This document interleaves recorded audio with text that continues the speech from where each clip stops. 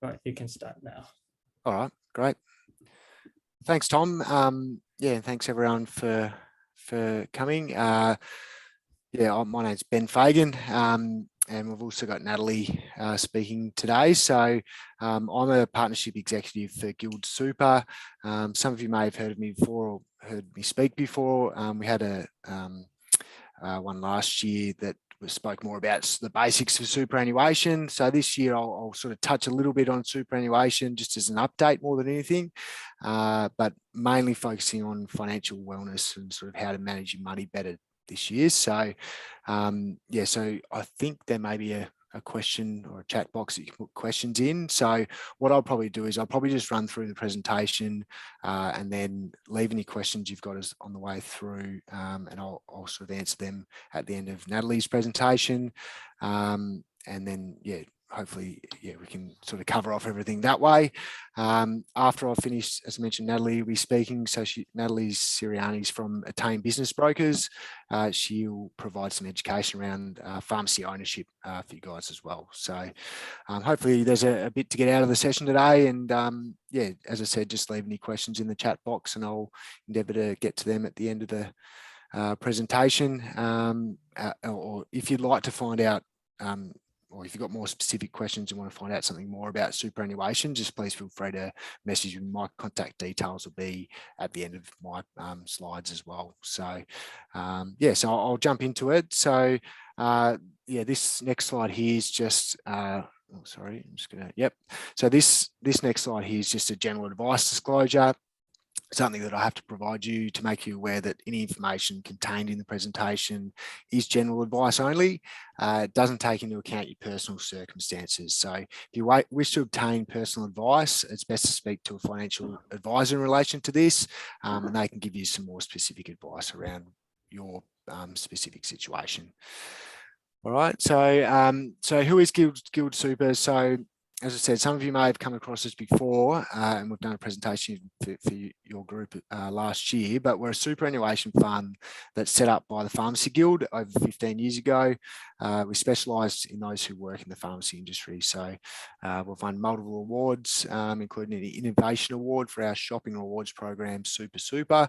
Again, you may have heard of that before. I'll touch a little bit on that a little bit later. And we're currently rated a AAA rated super fund with Rainmaker, who's one of our ratings agencies in superannuation world. We've had some really good performance in the last few years, so that's one of the biggest reasons for that rating. We've been a proud supporter of NAPSA and all the associated, related associations for a number of years, attended the conferences and things like that. So, so hoping to continue that on, and hopefully in the next year or so, we can get to do some in-person events as well, and get to meet you all face to face. All right. So what is superannuation? So just a quick recap on that. So super is money for your retirement. So it's built up while you work, but essentially when you get to retirement, you have a superannuation account with hopefully a lot of money in it that you'll be able to live off in your retirement. Now, the way it works is when you're an employee, which most of us will be, your employer is required to pay 10% on top of your salary and compulsory contributions. You've also got the option to add more yourself, but that money then goes into your super account, and it's not just like a bank account where it earns a little bit of interest. It actually gets invested into things like shares and property in order to get you the best growth you can over your working life, and then hopefully have that big lump sum of money to live off in retirement. There's tax advantages to it, so you don't pay as much tax, generally speaking, than you would if you were to take it as income. And then the other thing is, at the moment, you have to be earning at least $450 a month to qualify for it. So potentially, if you're someone who's got multiple jobs going through uni, you might not earn that amount with some of your jobs, meaning you don't get paid super.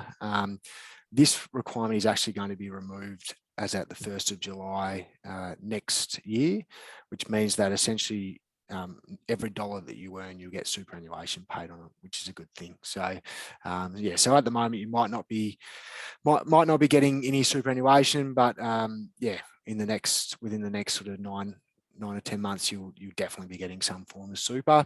And just a note there are limits on how much you can add on top of what your employer does. So keep an eye out for that if you're looking to add in big lump sums of money, which is probably something that we mostly look at later on in life. But just thought I'd put that note there. So I'll move on to the main part of the presentation, which is the financial wellness and budgeting side of things. Now, the first slide here, I wanted to make it a bit more specific for students and people who are at university, because I understand, well, most of the budgeting information you'll find on the internet these days relates to managing on a stable wage and what to do sort of with your surplus or your savings out of that. But the first part today, I just want to talk more about how to manage on a lower or an unstable income, as a lot of the time this is sort of how you're getting through uni degrees. So essentially, while you're doing your degree, the best thing you can do with your money is ensure that you keep up with your expenses and that you don't come out of your degree ideally with a large amount of bad debt that you have to spend the first part of your full-time career paying off. So now completely understand HECS or help debt is a part of uni life, but when I talk about bad debt, I'm talking about things more like credit cards and personal loans. So ideally, if you can have nil to minimal amount of this debt by the time you finish uni, it's going to put you in a really good position for when you get to full-time work, and you can sort of really start to build for your future from there. So I'll take you through each of the steps. So it's a bit of a step process. It's not, you can't just say, oh, this is what I'm going to do straight away. You sort of got to work out where you sit first and then put a plan in place from there. So the first step would be to maximize your income. So your employment income is something you're going to be able to work out pretty easy. So you're going to have maybe a part-time, casual, some of you may even be full-time work that you're going to be getting a reasonably stable wage, and you'll be receiving that in your bank account on a regular basis. Excuse my dog barking at the neighbours. And then also you've got government benefits. So depending on the income you earn and your personal situation, you might be entitled to some allowances or one-off support from the government. And then we look at that, and then what else can we do on top of that? So side hustle, so it doesn't have to be Uber driving or anything like that. There's plenty of ways of earning a little bit of extra money that can sort of give you an extra even $10, $20, $50 a week that can really help with maintaining your expenses and your lifestyle. So there's plenty of ideas on the internet that you can get from side hustles, but for example, it might be if you're in the creative side of things, like a freelancing where you can hire out some of your talent to companies that they pay with the gig economy these days. Might be blogging, might be renting out your car through Car Next Door when you're not using it during the day or nighttime or whatever it is. Whilst you're at uni, tutoring is a really good one. Dog walking, selling clothes. Selling clothes is one that my wife should do, I think, because I've actually run out of room in the cupboard. I'm in the spare room at the moment with all my clothes, so I might actually suggest that one to her. But there's plenty of options to be able to get some extra income, either on a regular or one-off basis. And then the fourth point I've got there is savings and investments. So if you're lucky enough to have a decent amount of savings built up, just make sure that it's working as hard as it can for you. So making sure that the interest you're getting on your bank account, now I know it's not going to be much these days, but just making sure it's the best it can be. So simply putting in a Google search, best high interest savings account, will come up with a whole list, and they generally reward good savers as well. So if you're putting extra money in every month, you can get bonus interest rates and things like that. So that's the first step. So really maximizing your income, work out what's coming in through the door every week, fortnight, month, whatever it is. So then you can then track your expenses against that. So that's the second step. So tracking your expenses. So what we want to do here is we don't want you to change any of your spending, but keep a record of what you're spending for at least 3 months, ideally 6 months, so you can get a really good gauge on what type of expenses you've got. Now, the best way to do this is to keep a record of it in like a budgeting tool. So Money Smart is a government website which has got a really good budgeting spreadsheet, which I personally use. I've found that's the best one I've seen, but there's plenty of other ones out there that you can find as well, or you can build your own. But just a way that you can actually see it on the screen. This is what I'm spending each pay period, whether it's week, fortnight, month, and keeping a record of that. Make it visible so that you can see it, and working out what are your what we call non-discretionary expenses. So these are your things like your rent, your phone bills, things like that don't really change. You have to pay them to survive, versus your discretionary expenses. So that's things like going out for drinks when we can finally do that, getting takeaway, streaming services like Netflix and Stan, all those types of ones. What are the things that you like to have, but you don't necessarily have to have to survive? So working out what all those are, and then that's where we go to the next step, which is step 3, and looking at prioritizing these needs. So for example, if you're spending $300 a week on these discretionary expenses, look at it against your income. If it's more than what your income can handle, what can you reduce? So it might be that instead of having Netflix, Stan, Binge, KO Sports, all of them, you decide which one's the most important to you, or you go for one every 6 months, and just reducing expenses that way. Working out how much you want to spend on takeaways per period, or when, as I said, when we can go out and enjoy nightlife, what you want to spend on that per week, because you don't want to stop your lifestyle. As I was speaking before the presentation, uni's a great lifestyle when you can have it. So not removing that completely, but just reducing it in line with what your income actually is, not overspending and not running yourself into any type of bad debt through credit cards and personal loans. So it might be that you give yourself $150 a week to spend on those things. And it's all relevant to your situation. The second part is review your fixed costs. So the things I spoke about earlier, so like phone bills, rent, all those types of stuff. Can you get something, a better deal essentially with those phone providers? Or it might be with your rent, do I need to find a cheaper place to rent, or can I go into share housing if that works better for you? Trying to review those fixed costs and make savings where you can.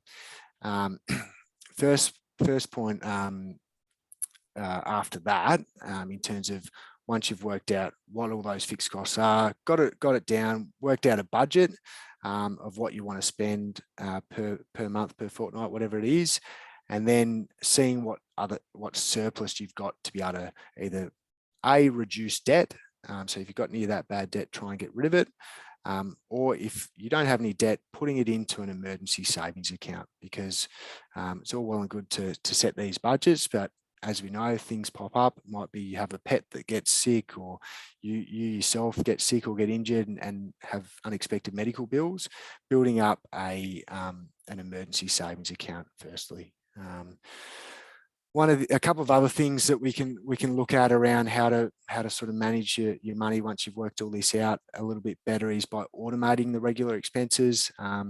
So trying to pay things as often as you can, so that you've got a better picture of where your money is. So if they let you pay rent weekly, pay it weekly rather than monthly, so you don't cop a big bill at the end of the month and for whatever reason you've spent some of that money before that. So there's also another one if you are receiving Centrelink. It's called CenterPay. I'll talk about it in the resources section, but CenterPay is a really good way of doing this. What that is, it's a free government service, but essentially they will let you have some of these regular expenses deducted from your Centrelink before you actually receive it.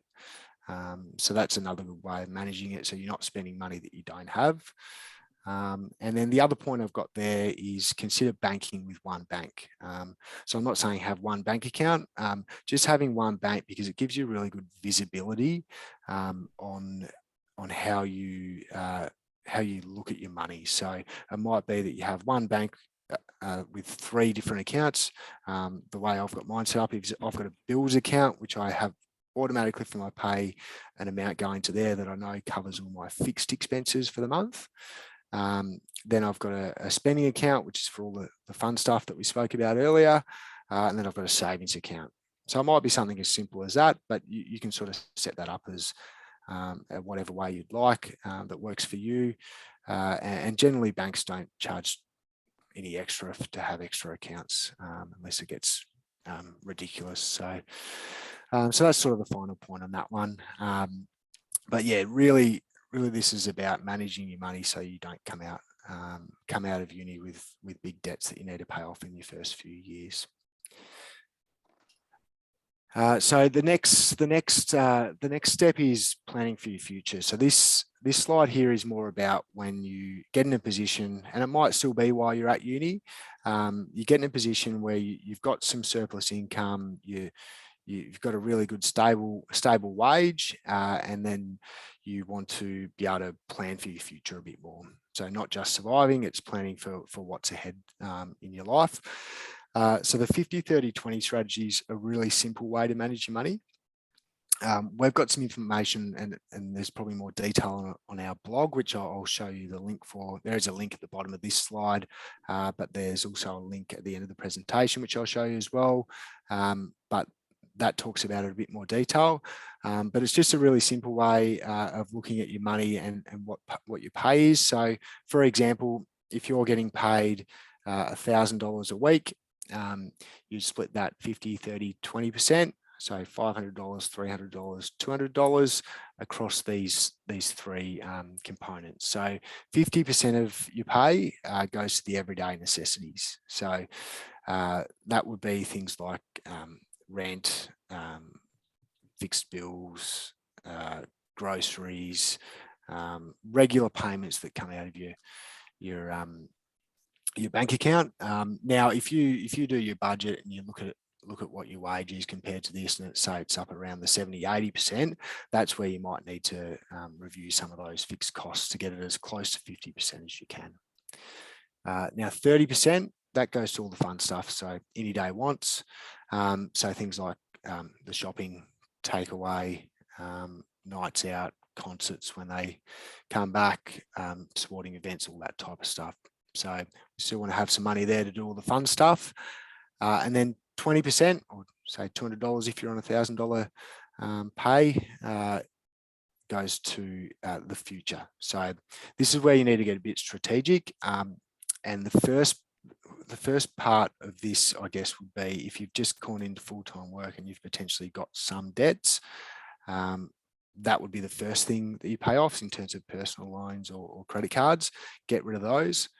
Second step would be to get that emergency savings account built up. So keep a buffer of approximately 3 months worth of wages. So get that emergency savings for those unexpected events. Then once you've got that in place, 20% of your income every week goes to the future in terms of investments. Now, that could be an investment outside of superannuation.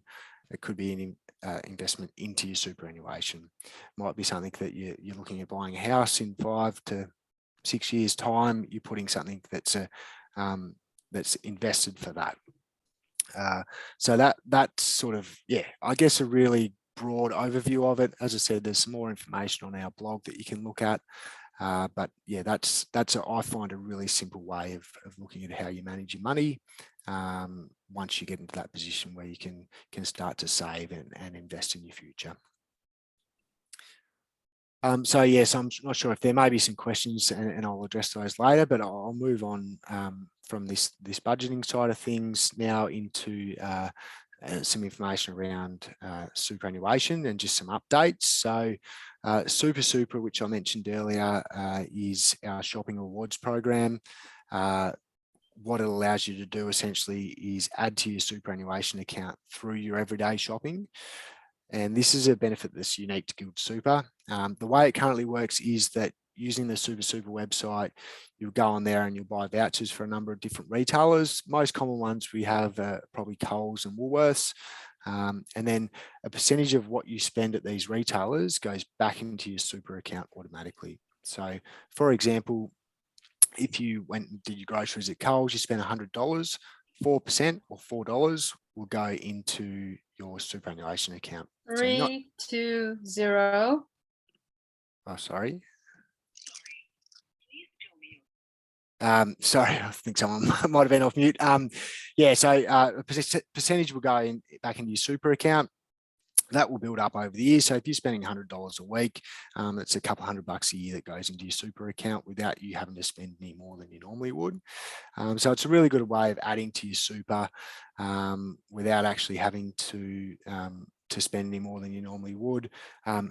It's also important that when you're doing your 50-30-20 strategy and your budgeting, looking at how you could potentially access that if you're a member with us as well. And yeah, I guess outside of the Coles and Woolies, there's also other major retailers like Myer, David Jones, Kmart, Big W, all those types of ones. So they're all common brands. There's also online shopping that works the same way. So a percentage of what you spend goes into your super. So we've got brands like Lorna Jane, Cotton On, Pet Barn, Catch of the Day that are all online retailers as well. And then in November this year, we're actually going to make it a lot easier to use Super. So at the moment, it's done using vouchers, but in the future, what you'll be able to do is link your debit or credit card to your Super account. And then from there, the program will actually scan all your transactions in any of the participating retailers that are part of this program. If you spent money at those retailers, the cashback dollars will automatically go to your account. So you won't actually even have to do anything. It'll just scan your transactions for you and then pay the money automatically to your GuildSuper account. You'll still be able to use the existing methods as well. But yeah, this is just an added bonus to it that we'll be relaunching the program within November. So yeah, keep an eye out for that. Bit of a legislative update. I feel like this will probably be affecting you guys starting out in your career more than it will a lot of people.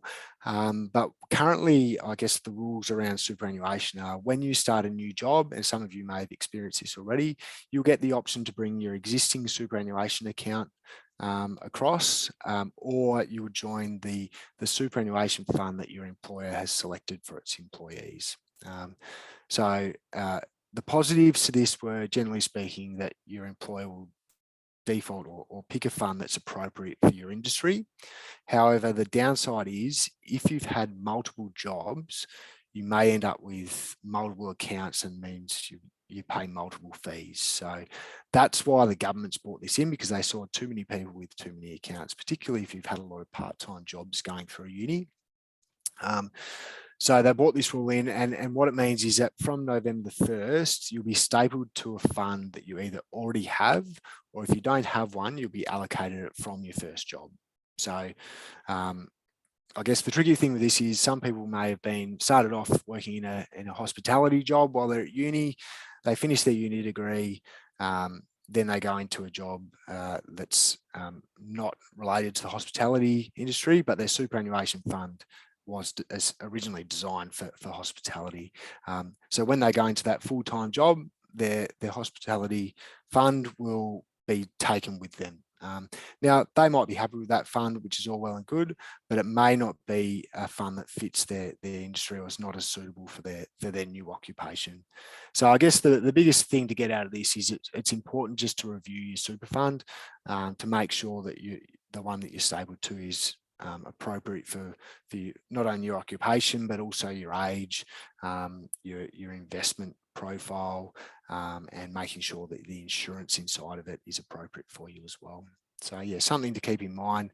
And if you've got any questions on that, please, yeah, feel free to contact me. So I guess this next part here is just referring to some of the resources that I spoke about earlier. If you want to note down that address for guildsuper.com.au/blog, that's where you'll find more information on the 50-30-20 strategy, plus a heap of other articles around managing your finances. Money Smart's the one where it's a government website that helps you with all things money. And yeah, if you just put Money Smart to Google, it will come up, and that also has a lot of really good resources. CentrePay is the free service that I spoke about earlier around regular deductions from your Centrelink repayments. And NILS, or no interest loan scheme, is available to all low income earners who might be struggling to pay a bill or an unexpected expense. You can get a no interest loan that you can pay back, work out a payment plan with those providers, which is, I guess, better than running into credit card debt, but obviously you've got to make sure you pay that back.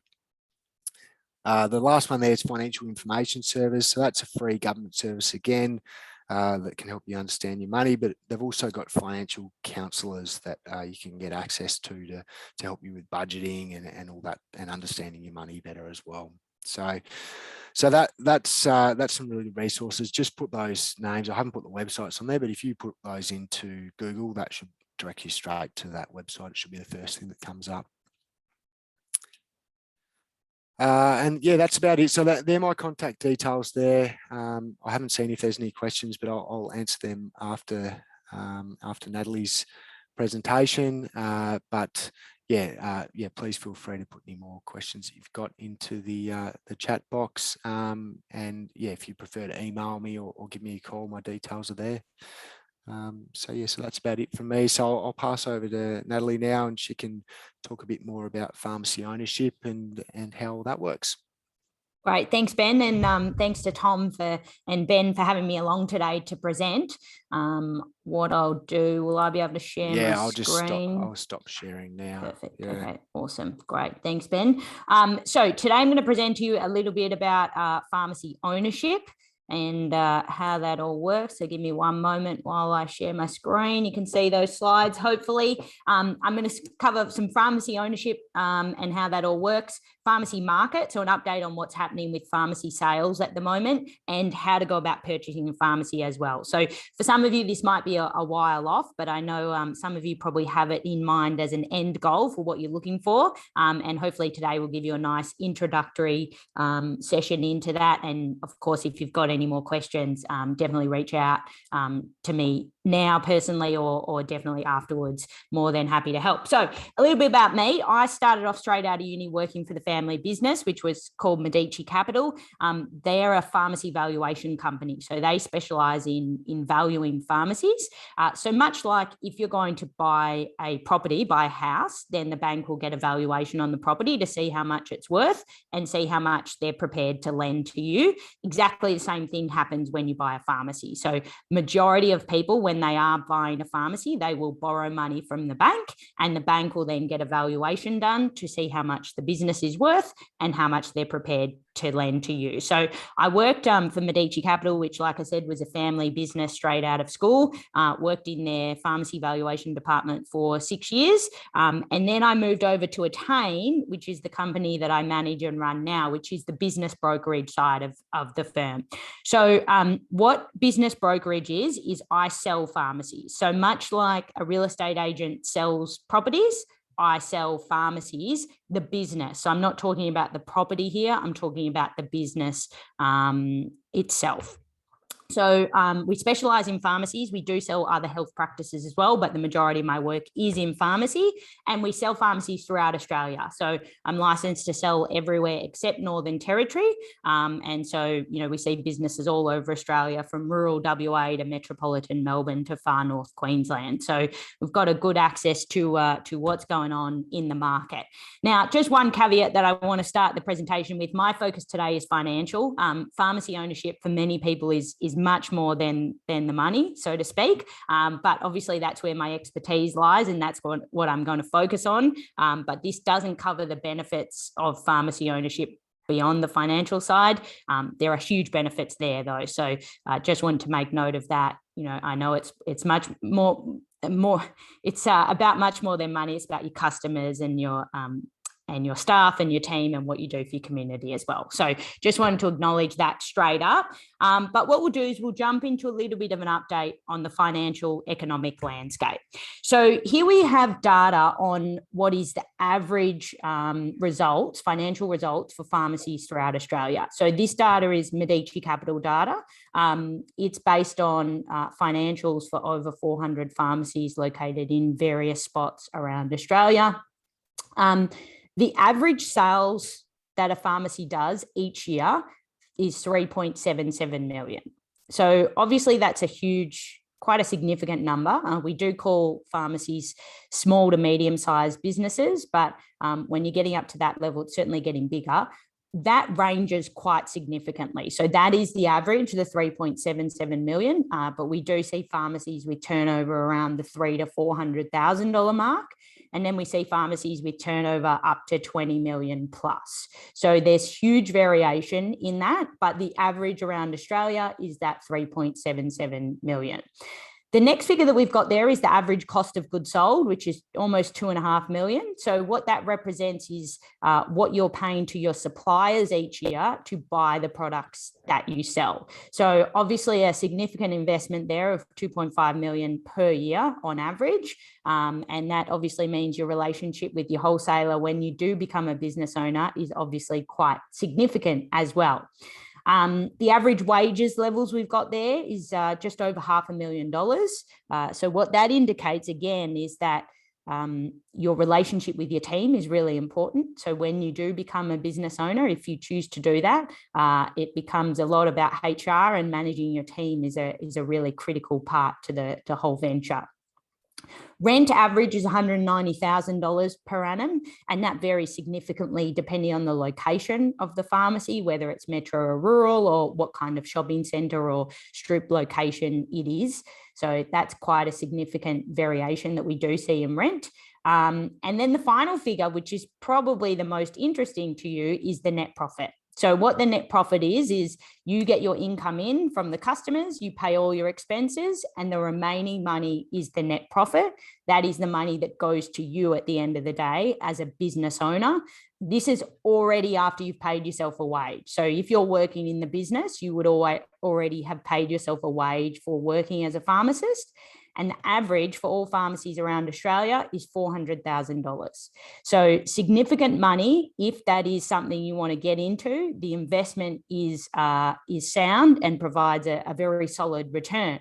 But what I should mention, and it's very important to mention this, is that these are averages. So we see some pharmacies, and particularly in COVID through this difficult time where they're in perhaps CBD locations or very large shopping centre locations that are being very negatively impacted by lockdowns. Some of them are making a loss at the moment, which is not good. That obviously means that your income is not covering your expenses. And then some businesses are obviously, given this as average, they're making a lot more than that from a net profit point of view. So, there's fantastic opportunity for you in terms of investment returns if you would like to get into business ownership. Then if we look in terms of purchase price, so the average purchase price for a pharmacy in Australia is 2.1 million. So if you are looking to buy, it's a fairly significant investment, but I will talk to you about financing and how you can go about getting to that amount of money to pay for a business shortly. Obviously, you can see I've put in the min and max there. So in this sample, the minimum purchase price we had was $270,000. So that's obviously on the much smaller end of the scale. and the maximum it was 12.4. Pharmacies do sell for higher than that, but that was the maximum within the sample. So there's quite a large range there in terms of the purchase price. But certainly it's, you know, a big investment. So the one thing I'll say is it's important that you get it right. But if you do get it right, there's definitely huge potential for really solid return on your money. So let's look at the current pharmacy market at the moment. And when I talk about the market, what I'm talking about is businesses selling on the market. So pharmacies being sold, much like when you talk about real estate market, you're talking about properties being sold on the market. So there are three key impacts that we're seeing on the pharmacy market. Number one is COVID. Number two is the 7th CPA being signed. And number three is access to finance and the availability of capital, or the ability for you to borrow that money in terms of buying a pharmacy. So I will go through each of those now. In terms of COVID, what we're seeing the biggest impact, obviously, impacts are varying significantly based on where you're located. So pharmacies in Perth, they've hardly had any lockdown, so they're not really impacted whatsoever by COVID, whereas obviously here in metropolitan Melbourne, we're having a significant impact, and certainly in Sydney as well with their long lockdown this year as well. So depending on which state the pharmacy is located in is having a big difference on how the financials are being impacted for the pharmacy performance. Likewise, where the pharmacy is located from a shopping centre point of view. So CBD pharmacies are probably the most negatively impacted that we're seeing through COVID from a financial point of view, as well as shopping centre pharmacies. Where it's a large shopping centre and the majority of other tenants have been closed during lockdown, then those businesses are also being impacted. Whereas rural pharmacies are actually doing quite well through the COVID period, and metropolitan pharmacies that are located in suburban locations, whether that be strip or small shopping centres, are doing quite well out of COVID. So there's a huge variance in the results from COVID, depending on where the pharmacy is located throughout Australia. What we're also seeing from COVID from a pharmacy market point of view is that COVID has confirmed the strength of pharmacy compared to other small to medium-sized businesses. And this is being confirmed for buyers. So buyers are very active. They're very keen to buy pharmacies at the moment. And even some buyers that historically have said to me, no, I'm not looking to invest in pharmacy, I just want to manage, or I just want to do my own thing, have now come to me and say, look, we want to get into ownership. I'm really keen to get into ownership. What we've also seen is that, and this has happened since March last year, since we first went into lockdown, we've had a huge number of phone calls from non-pharmacists that are looking to buy pharmacies. And obviously they're not aware of the ownership rules and that they don't have the ability to buy pharmacies here in Australia.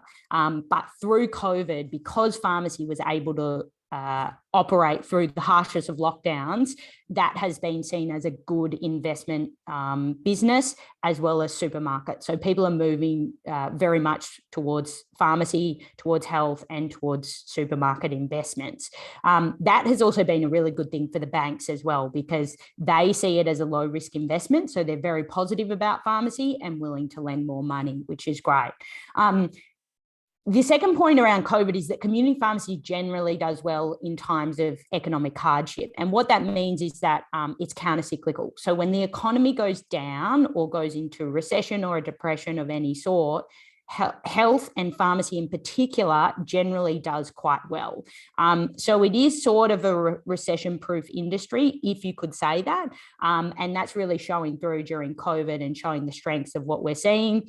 And obviously the third thing we've got there is vaccine. So obviously you guys are just flat out at the moment with doing the vaccines. And I'm sure for any of you that work in pharmacies, doing a part-time job or whatever it may be, have been flat out of late. So we really appreciate everything you're doing from that point of view, and appreciate you taking the time to come out and listen to this session today. But that's obviously huge potential for pharmacy moving forward, not just with COVID, but with the opportunities it might create moving forward as well. So that's been a really positive thing for the market, and buyers are very keen on that. The second factor which I mentioned is the 7th CPA. So For those of you who don't know, the CPA is the Community Pharmacy Agreements. It's an agreement between the Pharmacy Guild, representing community pharmacy as a whole, and the Department of Health in the federal government. So this agreement, the 7th CPA, was signed in June 2020, so right in the midst of the pandemic last year.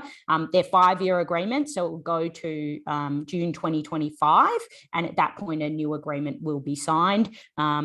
The agreements are great because from a business point of view, they give you certainty around what's going to happen for the next 5 years. So the market responds very well when the CPAs are signed. And in particular with the 7th CPA, there were some concerns that maybe 60-day dispensing would come in. And when that didn't come in, the market responded very favorably. So overall, the 7th CPA being signed was very positive for the market because it provides that certainty moving forward. So when you buy a business, if a CPA has just been signed, it essentially means you've got 5 years of certainty, which you don't get in any other industry. There's no other industry that has an agreement of this nature. And so the Guild have done very well since 1990 to get these in place. And for you as a business owner or a future pharmacy owner, it provides great certainty for you. And that's why the banks are so positive on pharmacy as well, which leads me to my next slide, which is the access to finance. So access to finance has a huge impact on the pharmacy market. And the reason being is because most of pharmacy buyers will use a significant bank lend in order to buy the pharmacy, and that's because of those prices. You know, at an average price of 2.1 million, most people don't have 2.1 million sitting around ready to spend on a pharmacy. So then you need to borrow money to do it. The good thing is the banks are very positive about pharmacy, and COVID has only made that better. They're very positive at the moment and can see the low risk that pharmacy does provide. So generally speaking, if you're looking to buy a business, banks, or if you're looking to buy a pharmacy, I should say, banks will lend up to 70 to 80% of the value of a pharmacy. So they lend you a significant portion of the value of the business. If we were to look at another small to medium-sized business, the bank would probably generally lend 30 to 40% of the value. So from a pharmacy buyer point of view, you're very lucky because the banks are willing to lend a significant portion, which does mean that particularly in these low interest rates environments, the return that you're going to get is going to be significantly improved because it's not your money putting in, it's the bank's money putting it in.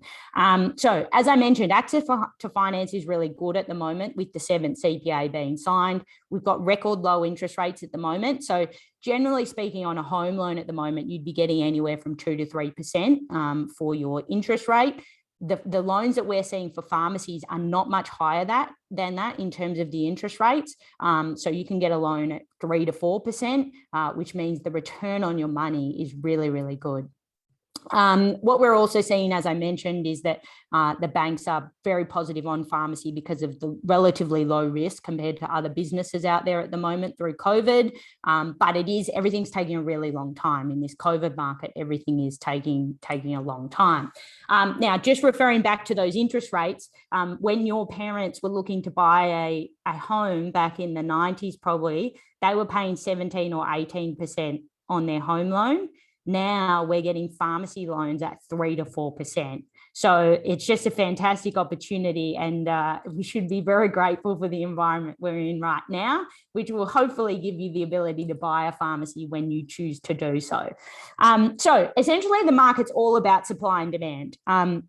And what we can see here, we run surveys every 4 months, so 3 times a year for pharmacists throughout Australia, both owners and non-owners, so pharmacists who are looking to buy. And what we can see from this data, this is pharmacists that are looking to buy, this question is about whether pharmacists are looking to buy a pharmacy. And you can see a significant portion of pharmacists, whether they be current owners looking to buy another pharmacy or first-time buyers looking to buy their first pharmacy, significant portion are looking to buy a pharmacy. And you can see that a significant portion of those, if we look at that top navy blue section, are looking to buy within 6 months. So there's very strong demand for people looking to buy pharmacies at the moment. This next graph shows people that are looking to sell their business. So this is only asked to current owners.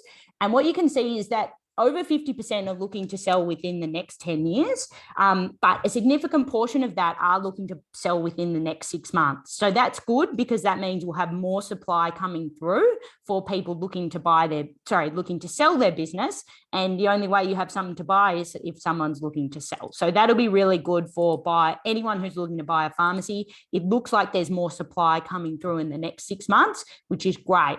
Another key one from this graph here is the orange section, which is the percentage of owners that are looking to bring in a junior partner instead of selling.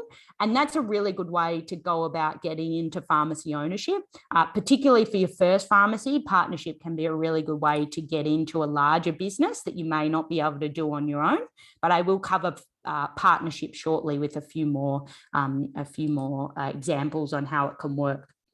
So the big question probably for all of you is can you get into pharmacy ownership? Is it an achievable goal? And my answer is 100% yes, definitely is achievable for any pharmacist that wants to get into ownership. It is 100% attainable. What I would say is that you might have to go about it a different way than you perhaps anticipated. So it might not be exactly how you thought you would get into ownership, or it might not be the exact pharmacy you want. You might have to change your criteria a little bit, but definitely getting into ownership is 100% possible for anyone that wants to. The thing I will say, and these are my tips for getting into pharmacy ownership, number one, you have to be patient. So it can be quite a long process. It's not going to be that the first opportunity that you get is going to suit your criteria exactly. It might be the first opportunity that you get is a real dud. Like from a financial point of view, it doesn't make sense to do it. And so I would say be patient. Don't rush into that first opportunity just because you think it looks good. Make sure you get expert advice from pharmacy-specific advisors that know what they're doing to make sure that the opportunity is right for you and is reasonable and is financially sound as well. But a really critical one, be patient. Don't rush into anything. Make sure it's the right opportunity for you. It can take a little bit of time, but the reward is definitely well worth it if you get the right, or when you get the right opportunity, I should say. Number two, look for opportunities everywhere. So a lot of people that are looking to buy will say to me, when I'm asked if they're doing a certain thing, they'll say, oh, no, I've spoken to this broker. That's really good. They're going to tell me when they have a business that suits me. Now, when you choose to sell your pharmacy in the future, I hope that you come to me to sell, and only come to me. You don't need to go to everyone else. But when you're looking to buy, you need to call every single broker out there and tell them what you're looking for and what kind of business you're after and what your budget is as well. So if you're looking to buy and people say I'm looking to buy, I will give you the name of all my competitors so that you can call them, you can register your details and get all the opportunities that come through you. Because I don't have all the opportunities. They're scattered around the market, and it's important that you get all of them. Also, things like speaking to accountants, speaking to colleagues, speaking to perhaps the owner of the business where you currently work, letting them know that you're looking to buy and you want to get into ownership, and that's where opportunities will come. That leads me to my next point, which is network. Conferences are a fantastic way to meet people in the industry, and that's the way you'll get opportunities. So maybe you work at a pharmacy where the current owner isn't interested in bringing in a junior partner, but pharmacists know a lot of other pharmacists, and they might know an owner that's a friend of theirs that they went to uni with that is looking for a junior partner, and they might have an opportunity for you. So I would just get the word out to anyone that you can if you are looking to get into ownership, and that's how you get the most opportunities your way. Number four, be open to considering all opportunities. So it's important that at the start of your search for a pharmacy, you're not too narrow-minded in terms of your criteria.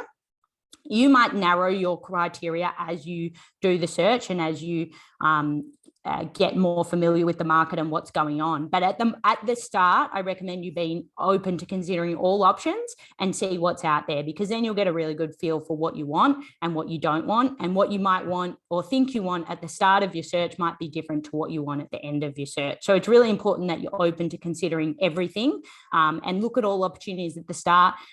You don't have to take them all, but definitely consider all of them. As I mentioned, partnership is a great way to get into ownership, and that means because you can get into a much larger business. So if you buy 20% stake in a pharmacy, it'll mean you can get into a business that's 5 times as large essentially as you could buy on your own. What it also provides is mentorship. So generally speaking, if you go into partnership, the partner or partners that are already in the business will want to mentor you through the process, help you through the business and financial side of the acquisition and how to manage the business. And there's a lot to learn when you go into pharmacy ownership. So having those senior partners that can help you through that is a really big benefit of partnership. What I do say with partnership is you have to be careful, because it's like a marriage in the sense that you're stuck in there once you're in there, and it's important that you get it right. So there are more risks associated with partnership versus buying your own business, but there are a lot of benefits as well. So make sure the opportunity is right for you, and make sure you speak to a solicitor, an accountant, and experts in pharmacy that can help you to make sure you're covered and you have the right documentation in place in case anything should go wrong. The next point there, make sure you do your due diligence. So due diligence is the process of verifying the information that's been provided to you on the potential sale of the business. And it's important that you do that to make sure that everything that has been provided to you is correct, and what you think you're buying is what you are actually buying. So that's a really critical part of the process to make sure that you don't get caught out or you don't buy a dud, so to speak. And then finally, research and understand pharmacy financials and values. So what I've mentioned a lot is deal with experts that know pharmacy and know what they're doing. But also it's really important that you understand pharmacy financials and values yourself, because the fact is as much as you need to seek advice from experts, whether it be a solicitor, whether it be a finance broker, whether it be a banker, whether it be an accountant, the fact is it's not their money. It's your money that you're putting up. And if anything goes wrong, it's going to hurt your money, not anyone else's. So it's important that you personally understand what you're doing as well. And I'm going to go through some resources shortly for where you can get more information about that. The Guild have a Pharmacy Business and Careers Network podcast. Now, I've done a couple of podcasts on that, which are a couple of sessions on that, which are about specifically buying a pharmacy. So if you want more information, definitely check out that podcast. Mentorship, as I mentioned, is a key one, and pharmacists are really good with sharing their time. So make sure you're respectful of that. Make sure you take advantage of that, and you'll have great prospects moving forward. APP and Pharmacy Connect, as I mentioned, conferences are a great way to meet pharmacy owners, pharmacy industry people like myself, like Ben, and that's a way you can get opportunities. So I definitely recommend you attend as much as you can.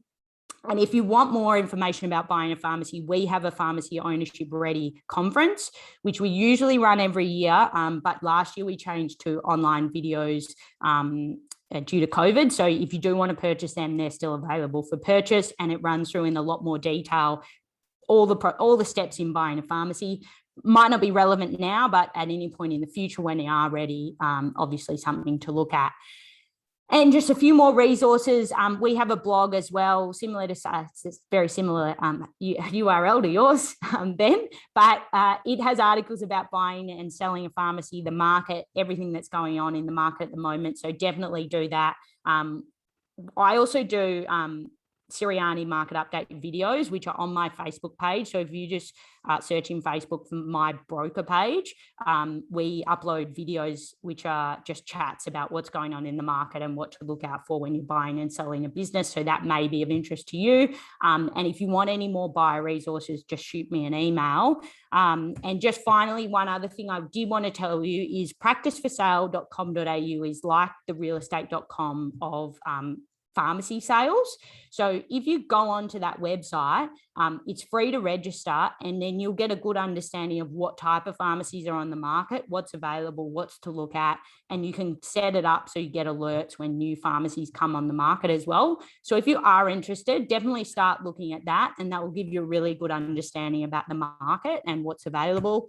And then finally, my contact details are there. Happy to take any questions now, but certainly happy to take them afterwards as well. And if you want to send me an email for any more resources about buying a pharmacy, definitely please do so, or give me a call whenever suits you. More than happy to chat. As you can tell, I really enjoy talking about the pharmacy market and buying a pharmacy. So if you do have any questions, definitely reach out to me.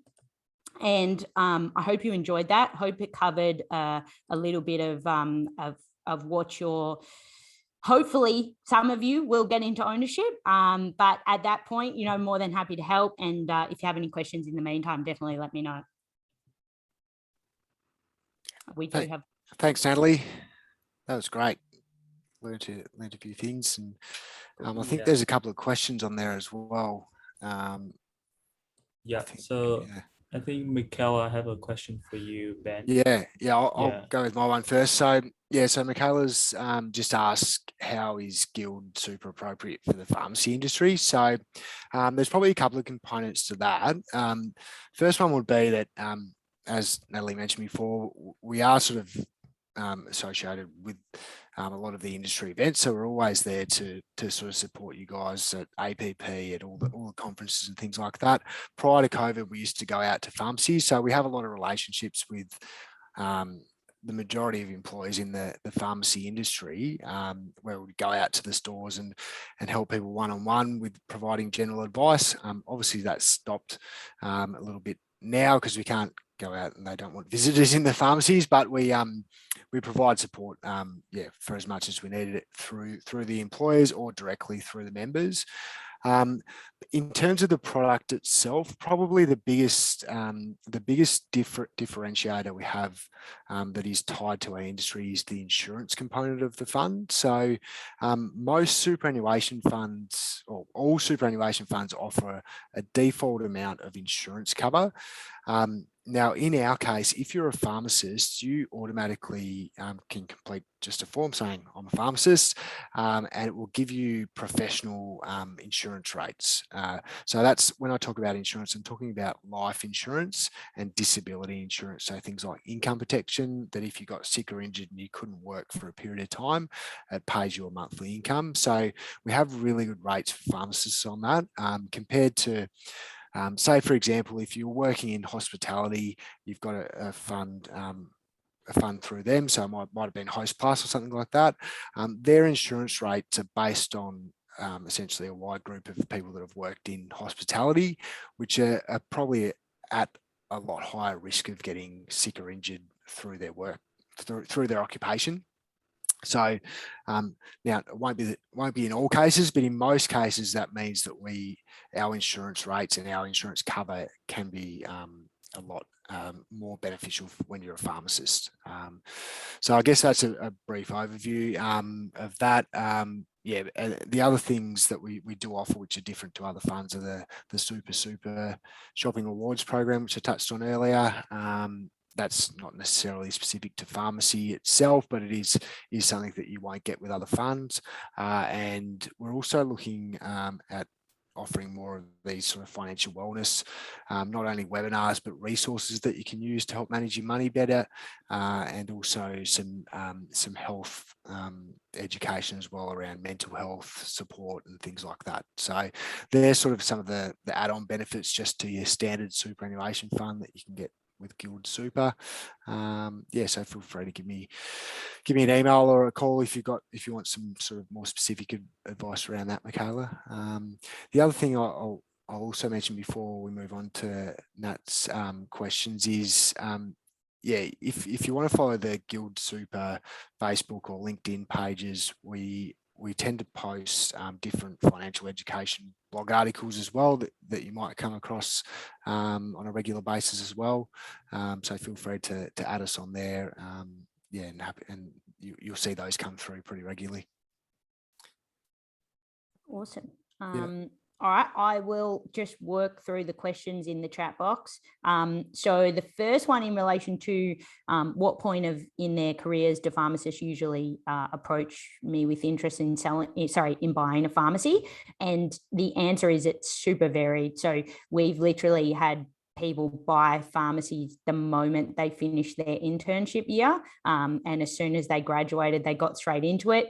Generally speaking, they have a bit of family money backing them, but generally speaking, 1 to 2 years after, a lot of people start approaching us saying they want to look to buy or get into partnership. I also have clients that have gone off, worked for other people their whole career, had children, and then their children are probably your age, and they're looking for something to invest in, and they decide to get into pharmacy ownership when they're in their 50s for the first time. So it's a really varied range in terms of when people do it, and I would definitely say just do what works for you. I wouldn't rush into it if it was me personally. I think it's good to experience a whole bunch of different range of pharmacies and different type of operations, but certainly, yeah, if you feel the time is right, just go for it. There's no restrictions in terms of when you need to do it. In terms of the next questions, what to look for through the due diligence process, it's quite wide and varied, but a key part of the due diligence process is verifying that the financial information that has been provided to you about the pharmacy is correct.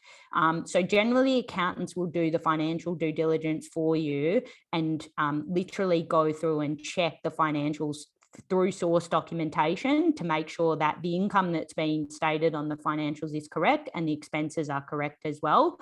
They'll also look at things like competitors in the area. If there's any new shopping centres opening in the area, that could mean another approval number could get in there. Looking at what's happening with the lease and make sure that that's airtight. The lawyers will help you with looking at any nursing home contracts and things like that. So it's really quite a comprehensive process that's completed once your offer's been accepted on the business to make sure that it covers off everything that you need. But if you want more information on due diligence, just shoot me through an email. I can send you more after this session. And then I think there was one more question. Do you find that some owners renovate their pharmacies? Yeah, so a lot of owners don't renovate their pharmacies. The reason being, it generally doesn't make a huge difference to the financial performance of the business. So not to be rude, but some of the shittiest looking pharmacies that are there, we've sold for really good prices. And the reason is because sometimes it doesn't make a huge difference. So my recommendation is not obviously to make it look respectable and quite nice. We do find that more people these days are doing full fit outs and incorporating more of a forward pharmacist dispensing role, and a lot of the old shops need to be refit in order to do that. So we're seeing more and more cool designs, definitely with robotics coming in. We're seeing a lot more refits that are being done to add them in. But generally speaking, as I said, the reason people don't spend a lot of money is doesn't make a huge difference to the financial performance. I definitely wouldn't recommend having a dirty looking pharmacy, but yeah, at the end of the day, you want it to look respectable and definitely provide a good service, but it's not huge on the list of the customers in terms of their priority for what they're looking for. So it's a tricky one because some people then do big refits and want to get a huge return, but whether or not it makes a huge difference to the customer is probably the most important thing you have to consider.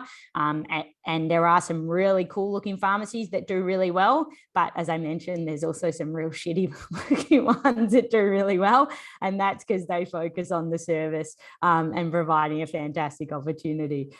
So hopefully I've covered off that question okay, but like I said, if there's any further ones, feel free to give me a call at any time after this.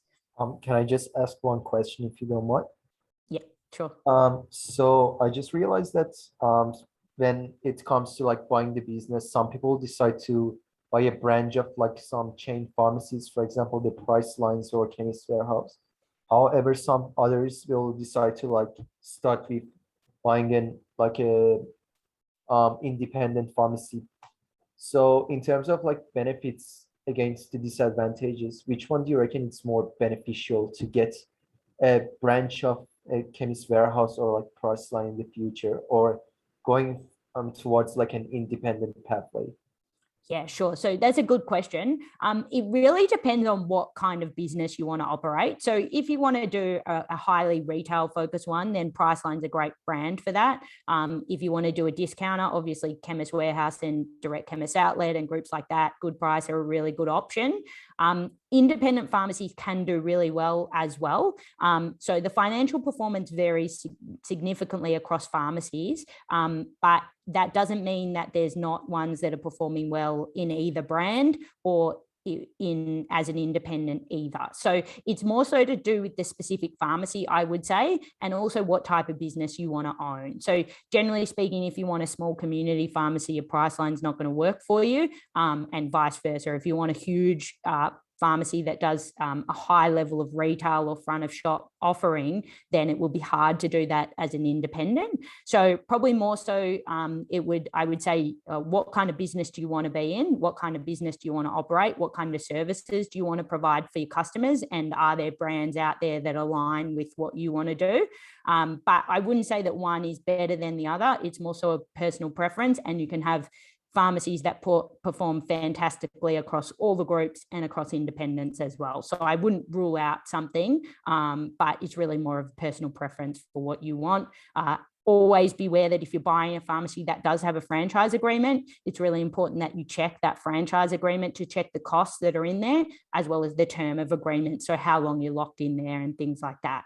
Yeah. So like the starting budget, is it higher for when you get like the franchise, or is the starting budget higher when you want to buy like yeah, not necessarily. The smallest pharmacies are usually independents, like in terms of the price range, the cheapest pharmacies are usually independents, but there can be some cheaper, or in terms of the price range, lower priced pharmacies that are also branded as well. So it may be the case, but it's not always the case. So if you want to go for a smaller budget pharmacy, I wouldn't rule out brands either, because there might be some opportunities there as well. Yeah. And you think that's like, when comparing these starting budgets towards the benefit that they make over the several period, then is it going to be like the branch pharmacies, or like the branded ones are going to make more profit over a certain period of time, or it's like more profit with the ones that are independent?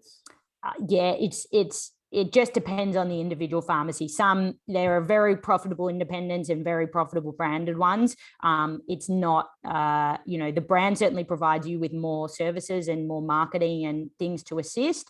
But definitely, I wouldn't rule out independents either, because some of the independents do really well and provide a lot of profit as well. So it just depends on the pharmacy itself. And when you get to look at a business that you're looking to buy, you'll get the financial results, and we'll get to assess what you think what you think the ongoing returns will be. Yeah. Okay, a couple more questions just coming. Are we right to, if I keep answering questions, we don't have a time constraint that we have to leave? No, I think. Okay, cool. I'll just answer these couple ones that have just come through, and then I'll try and be quick. Do I notice any downfalls of deciding to get in pharmacy ownership much later into careers? Are there particular issues with the rise with ownership when you are older? And my answer to that is no. Like, the benefit of going in when you're young is maybe you've got a bit more enthusiasm and energy and things like that when you're young, but certainly older people in terms of more mature in their pharmacy career usually have a bit more perspective and knowledge and understanding of the industry as well. So I wouldn't say there's any downfall to choosing to go into ownership later. You certainly go in with a lot more experience and generally have a bit more money to put in it as well. So definitely I would be open to that. And I wouldn't rule it out if you want to do other things first and then get into ownership. It's certainly possible that way. And then in terms of the final question there, how do you see the future of pharmacy ownership, i.e. compared to 10, 15 years ago? Great question. So it's changed a lot. I think it's more, I think there are more opportunities now for younger pharmacists to get into ownership. I think historically, or if we're talking 10, 15 years, maybe 30 years ago, it was quite easy to get into ownership because that was before the location rules were there. So you could just open up wherever you wanted. But 10 years ago, it was quite tight market and difficult to get in, particularly for younger pharmacists. I think there's lots of opportunities now. And I think a lot of current owners are looking for junior partners to assist with them. What we're going to see over the next 10 years, which is going to be fascinating, so I can't wait to see how it all plays out, is that the population of pharmacy owners is aging. And as you would know, there are a lot of older men in general that are currently owners. And at some point, they're going to have to sell. So there's going to be opportunities that come through. And I think there's going to be a lot of opportunities that come through. So I think that's a really good thing for you guys, because you guys are going to experience the benefits of that and have a lot of opportunities to look for. So that will be a really interesting thing to see how it all plays out. I think there's definitely lots of opportunities right now. And like I said, people are really keen to get junior partners into their pharmacies. So, you know, if you want to get into it, definitely do it. And I think, like I said, I think there'll be more opportunities coming up soon. Just one final question, the Siriani Scholarship. Yeah, so we run a Siriani Scholarship, which gives you free attendance to our conference each year. Because we haven't done a conference for this year, 2021, we don't have it, but we are planning to bring it back in 2022. So keep an eye out for that. We'll keep you posted through the unis with details, and yeah, fingers crossed you can participate in that and get some more details about ownership, and it's got mentorship included in it as well. So yeah, keep an eye out for those infos. Fingers crossed, COVID things all working out, should be coming back next year. Let's hope so anyway, next year. That's right. 2 years is enough. Yeah, exactly. Yeah. All Cool. right. I have some other questions, but in the interest of time, I think some of them already been answered. So I'll just email you, Ben and Natalie, the questions if there's Perfect. any. Yeah, you guys can clarify to the student later. Yeah, happy to Yeah. email them back to yourself. You can pass on. Yeah. So yeah, Cool. so thank you so much to Ben and Natalie for joining today. Yeah, both the presentations were really great. Yeah, a lot of good informations, and they complement each other really well. So how to save money and how to invest money. How to So, spend Yeah. it. yeah. I forgot to mention that 20% can probably go towards pharmacy too. To buy a Exactly. pharmacy, Yeah. can't it? I didn't I even put like that in that, there. Ben. Yeah. I like that. Yeah, cool. All right. Well, yeah, thanks for having us, Tom and Mahik. It's been good to chat, and yeah, if anyone's got any other questions, just feel free to contact us at any time. All right, Definitely. Yeah. Thanks, guys. Take care. everyone. Thanks. See Thank you you later. so much. Bye-bye. Thanks. Bye.